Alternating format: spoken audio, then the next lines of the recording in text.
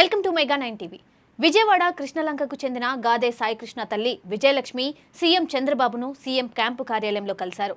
తన కుమారుడి అదృశ్యం ఘటనపై విచారణ జరిపి న్యాయం చేయాలని ఈ సందర్భంగా ఆమె కోరారు. సీఎం చంద్రబాబు ఆమెకు ధైర్యం చెప్పి న్యాయం చేస్తామని భరోసానిచ్చారు. ఘటనపై నిష్పక్షపాతంగా దర్యాప్తు జరిపిస్తామని హామీ ఇచ్చారు.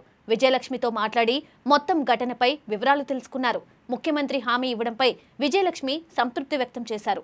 సీఎంని కలిసిన తర్వాత తమకు న్యాయం జరుగుతుందనే విశ్వాసాన్ని ఆమె వ్యక్తం చేశారు. సమగ్ర విచారణ జరిపి నిందితులకు శిక్ష పడేలా చూస్తామని సీఎం హామీ ఇచ్చారని గాదే విజయలక్ష్మి తెలిపారు. అయ్యా, చంద్రబాబు గారిని కలవాలనుకున్నాను, సీఎం గారిని కలిశాను. నాకు తగ్గ న్యాయం చేశారు. ఆయన నా బిడ్డ కేసులో నాకు సాయం చేస్తానన్నారు. నాకు తగ్గ న్యాయం చేశారు. నేను అదే చాలు అనుకుంటున్నా. నా పిల్లోడి గురించి నాకు న్యాయం చేశారు. నీకు న్యాయం చేస్తానమ్మా అన్నారు. నాకు న్యాయం చేశారు. అయ్యా, అది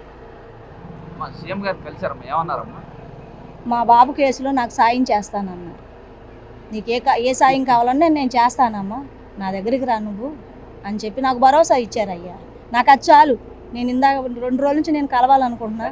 ఈరోజు ఇంతకన్నా నేను మాట్లాడలేను. నాకు ఒంట్లో బాగోలేదు.